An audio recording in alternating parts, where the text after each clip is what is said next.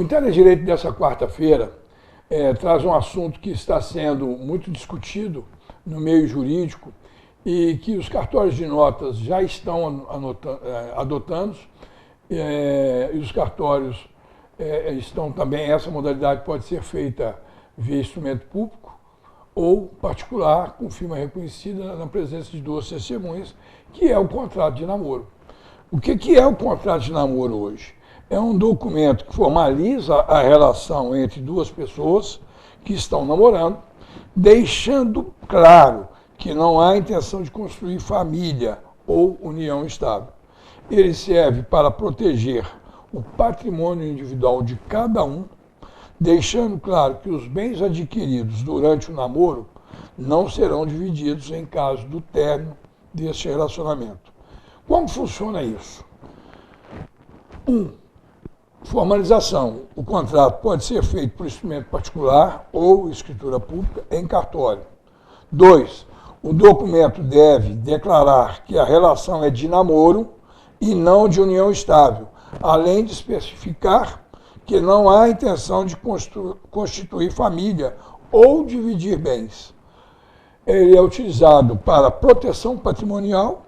A principal função do contrato é proteger o patrimônio individual de cada um, evitando que bens adquiridos durante o namoro sejam considerados bens comuns em caso de término. Quer dizer, cada um adquire o seu bem e isso não entra numa eventual partilha ao término do relacionamento de namoro. A validade do contrato. O contrato de namoro tem validade jurídica, mas não impede que a relação seja reconhecida como união estável, se forem verificadas os requisitos dessa modalidade de relacionamento. A união pública, duradoura e com a intenção de constituir família, de acordo com os advogados. Isso tem que deixar bem claro, é uma modalidade recém-criada. Minas Gerais, na capital mineira, nós já temos 77 casos, conforme o levantamento dos órgãos cartorários, que já nos informaram. Eu acredito que Guaxupé não tenha, mas está sendo evoluído. São Paulo já evoluiu bastante essa modalidade, Rio de Janeiro da mesma forma. São as três capitais aí que a gente tem um pouco mais de acesso a respeito desse assunto. Nesse caso, a gente teria que adentrar a respeito da união estável, que é uma relação afetiva pública, duradoura e com a intenção de construir família, gerando efeitos patrimoniais e direitos sucessórios. O importante é recomendado que o contrato de namoro seja elaborado com o auxílio de um advogado para garantir que todas as cláusulas estejam claras, adequadas à situação específica do casal.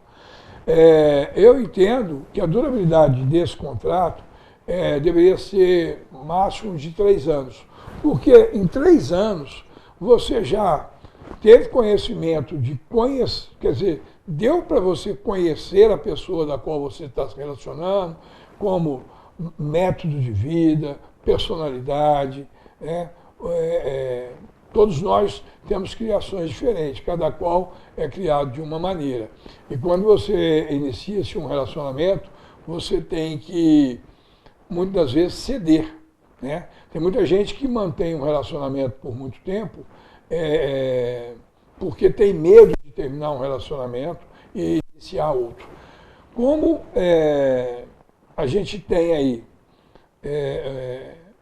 o instrumento do relacionamento de união estável, que aí entra na parte patrimonial, o direito é dinâmico, e aí criou-se a modalidade do contrato de namoro, que é mais apropriado para que você depois defina se realmente você quer casar, quer constituir família, ou se você quer substituir esse contrato de namoro para um contrato de união estável, que também pode ser feito via instrumento público ou particular, preenchidos os requisitos legais, com 2 testemunhas, firma reconhecida, etc.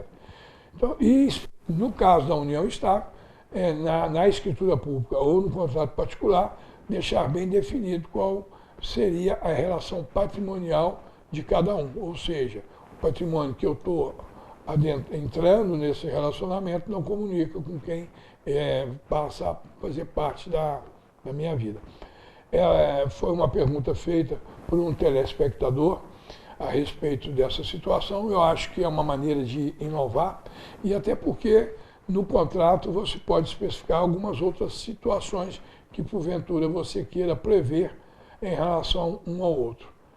Vai aí a dica para aquelas pessoas que não querem manter uma relação de união estável, ou seja, eu moro na minha casa, você mora na sua, final de semana a gente sai, vamos jantar, vamos dançar, eventualmente durmo na sua casa ou vice-versa, mas não quero ter uma relação de união estável, constituir família, morar debaixo do mesmo teto. Ou seja, cada um mora no seu estabelecimento residencial.